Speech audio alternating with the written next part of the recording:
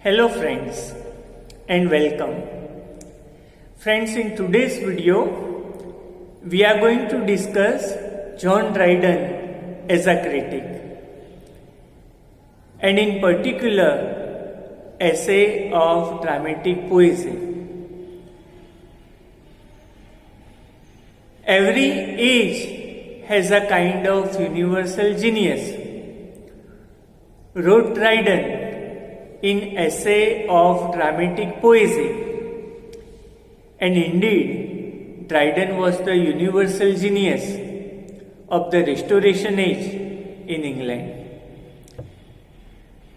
He was a great poet, dramatist, critic, and translator. Dr. Johnson, who found faults even in Shakespeare, honored Dryden as the father of English criticism. Friends, Dryden was also the father of comparative method of criticism. Dryden was also an advocate of liberal classicism in Restoration Age in England. Friends, we are focusing on Essay of Dramatic Poesy, a very significant discourse on dramatic art in the history of English criticism. So, what were the circumstances in the Restoration Age? How was the Restoration Age? Why did Dryden feel the need to write Essay of Dramatic Poesy? We are discussing that. Friends, Restoration Age, in fact, is a very complex age in the history of English literature and criticism. In fact, the apparent simplicity of the Restoration Age is deceptive. How? Let us try to understand.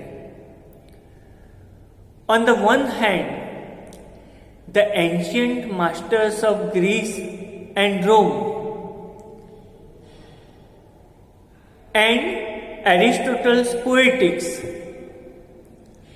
were exerting their powerful influence on the English poets and writers of the Restoration Age.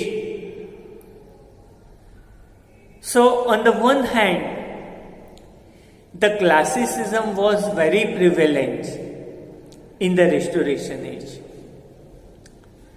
On the other hand,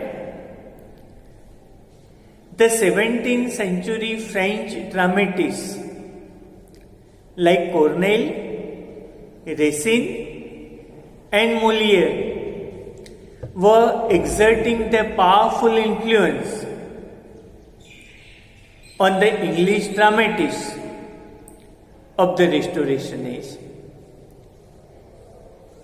The concept of national theatre in France was being discussed in the 17th century, and newer theatre companies were coming out with newer performances in France and particularly in Paris. So, the English dramatists were doubting their own literary strength, and self-reliance and nativism was very much necessary in the English era of the Restoration Age. And with this aim in his mind, Dryden wrote Essay of Dramatic Poesy. So, if I simplify than essay of dramatic poesy is Dryden's treatment on the greatness of English drama. But friends, Dryden has written this essay very interestingly, because the essay is all about drama. Dryden has introduced dramatic elements in the essay itself. How? Let us try to understand. First, the essay is written in the Anglo-Dutch War background. There is a mention also of the Anglo-Dutch War and the victory of the English over the Dutch. So this was the period when the English naval strength was realized. So why not to realize the literary strength of England also? Along with the political and naval strength. To this end, in his mind, Dryden has written essay of dramatic poesy. Now friends, if we compare Sidney's apology with Dryden's essay, then we find certain significant changes. Sidney's apology is in defense of poetry in general. Dryden's essay is in defense of English dramatic art in particular. Then Sidney had written his apology in a highly poetic style. Dryden writes essay of dramatic poesy in a greatly argumentative style. In fact, Dryden follows the classical tradition, and in particular the tradition of Plato's dialogues, and writes essay of dramatic poesy in the form of dialogue. There are 4 friends who take a barge in Thames, and gradually they initiate the discussion of what a play is. And from there, they discuss the relative merits of the classical and the modern, and the French and the English drama. So, Dryden has reflected the contemporary critical voices in his essay of dramatic poesy. So, the 4 friends, the 4 characters in essay of dramatic poesy correspond to the real contemporaries of John Dryden. For example, Critus, one friend in the essay, corresponds to Sir Robert Howard, the dramatist and politician of the Restoration era. There is one more friend called Eugenius in the essay, and Eugenius corresponds to Charles Sackville, Lord Buckhurst, a poet, courtier, and even benefactor of Dryden. The third friend in the essay is Lycidius, who corresponds to Sir Charles Sedley, the dramatist and patron of the Restoration literature. And the fourth friend, Neander, meaning new man, is Dryden himself, who theorizes and practices the golden mean in the essay. So, the four friends in the background of the Anglo-Dutch War go for booting, and they want to discuss the relative merits of the classical and the modern, and the French and the English drama. So they need a foundation, they need a base on which the subsequent arguments and discussions on drama could be structured. So, there is not exact definition,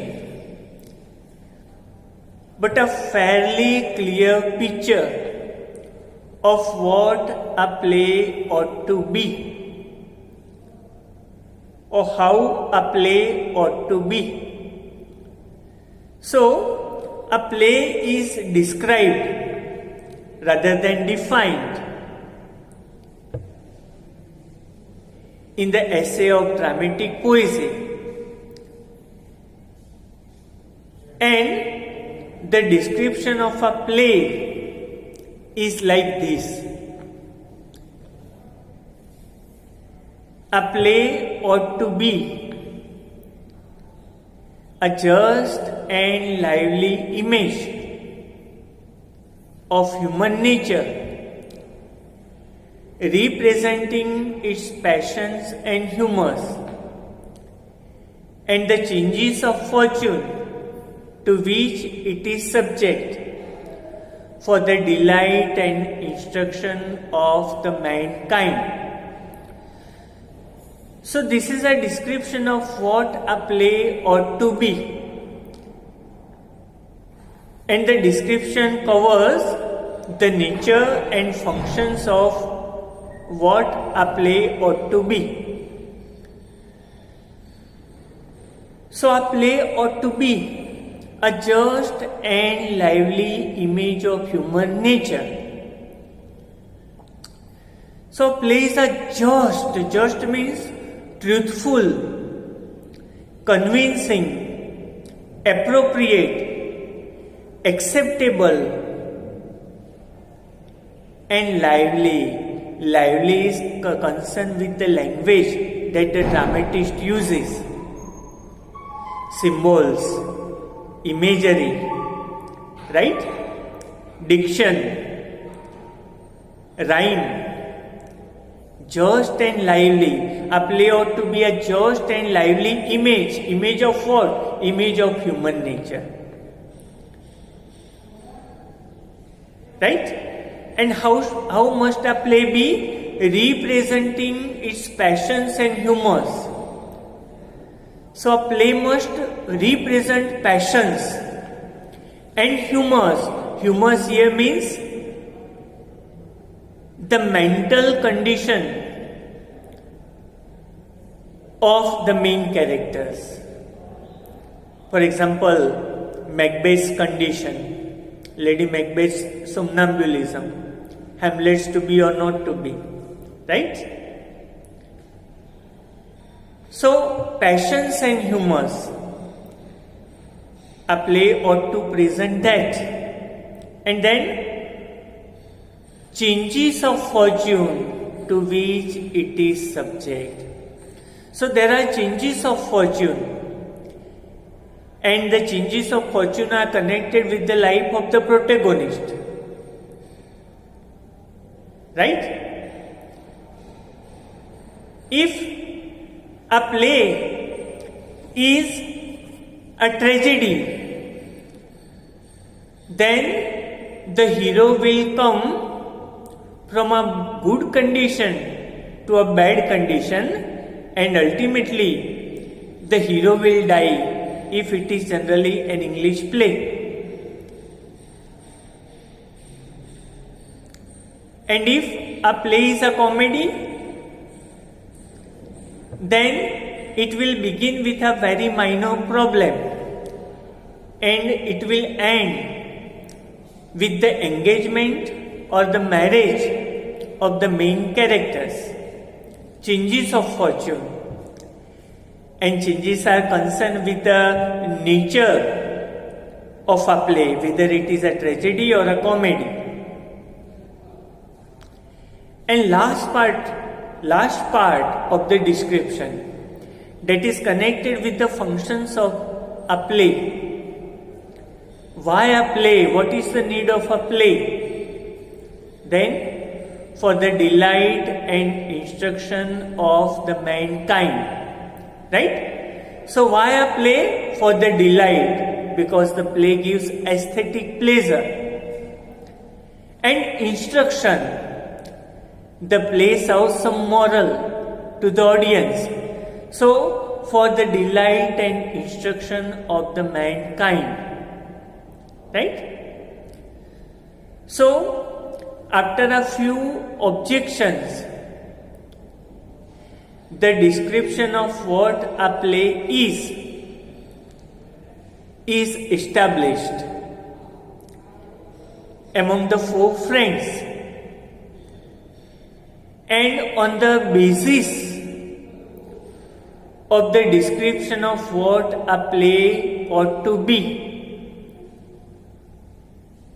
on the basis of the foundational description of what a play ought to be, the subsequent arguments and discussions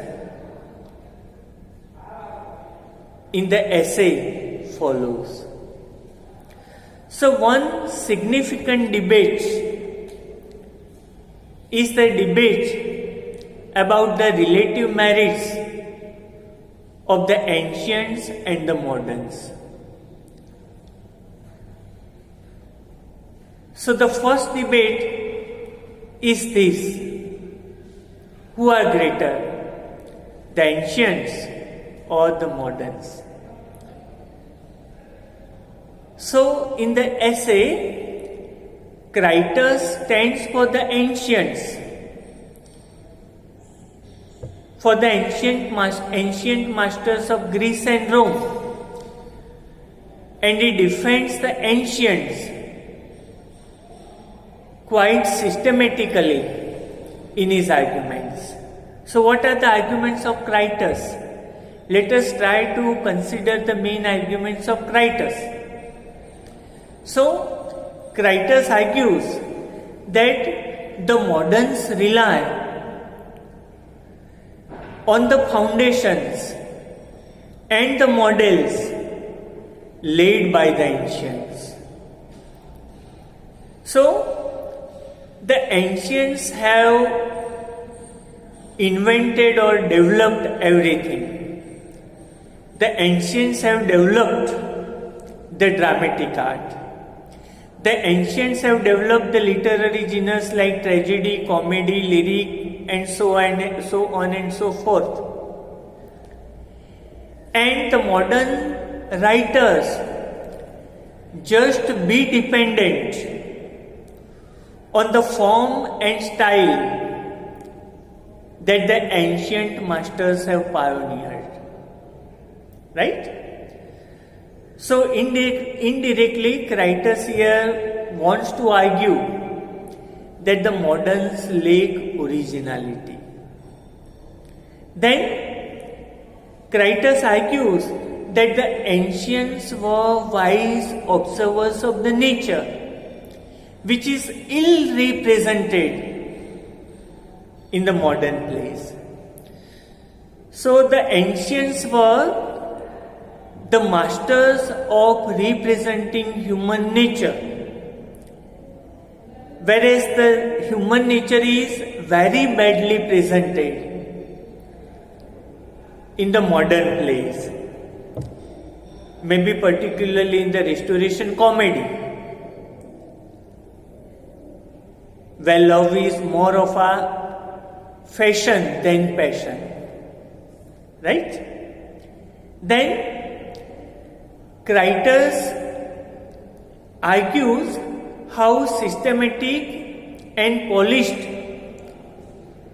the ancient masters have been, and that is why he argues that the ancients observed the three unities: the unity of time, place and action, which the moderns fail to observe. And then Critus argues that the style of the ancient masters is very lofty, is very great, grand, right? So, quite systematically, Critus propounds his arguments in defense of the ancient masters, right? Now, Eugenius stands for the moderns, right? And Eugenius counter-argues, keeping in view the arguments which are propounded by Critus, right? So Eugenius argues that imitation of the ancients leads to dullness,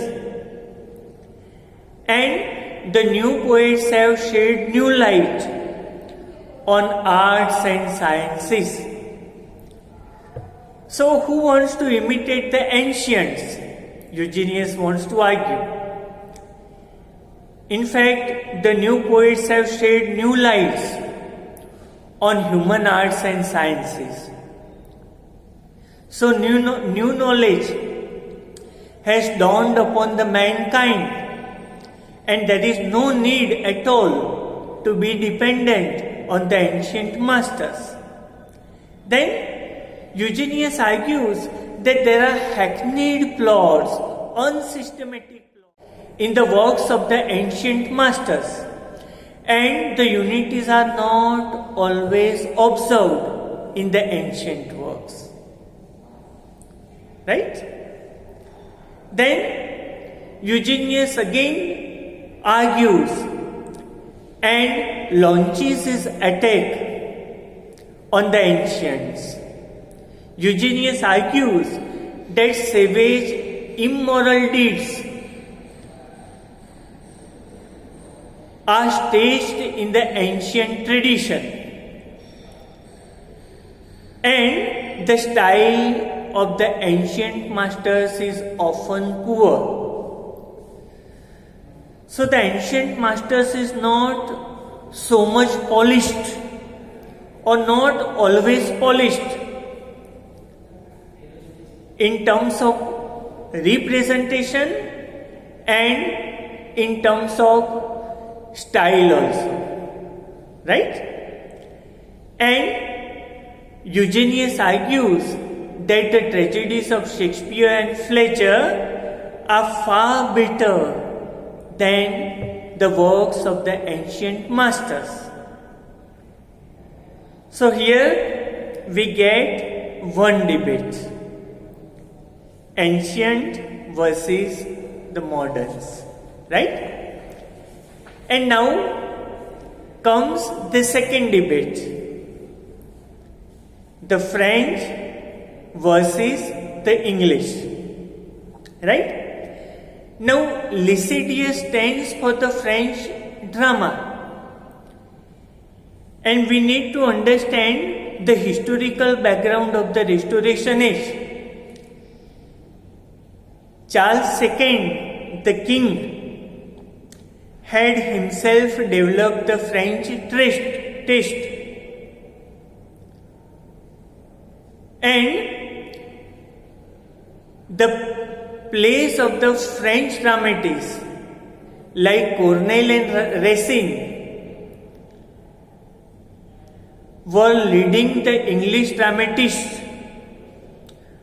to doubt their own English tradition of drama. So here is Lycidius, and he propounds his arguments in defense of the French drama, right? So he says the unities are always observed in the French drama. So the French drama is very much rule bound and polished. This is what Lycidius wants to argue. Then the French drama is very much systematic because the absurd complications of the English plots are eschewed in the French drama. This is what Lycidius tries to argue, right? Then Lycidius launches his attack on the English tragicomedy and argues that the English tragicomedy, the kind of several plays that Shakespeare has written in particular, try to combine incompatibles such as mirth and compassion, right? So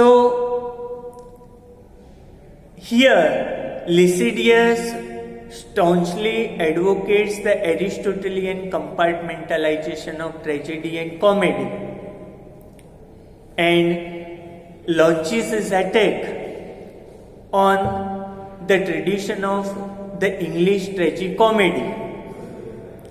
Then Lycidius argues that the French plots are based on well-known history and they combine history with fiction in a very beautiful manner, whereas the English plots, especially the Shakespearean plots, look like chronicles and fail to assimilate properly the fictional elements, right? And then Lycidius wants to argue that the French are very cultured and polished, and that is why they use narration, right? They use narration for clashes such as duels and combats, and they do not stage violent scenes in French drama. They are very polished, they are very cultured, they are very civilized, right? And the French use very sensible conversations, dialogue, and they very artfully use rhyme in their plays. So Lycidius advocates the French drama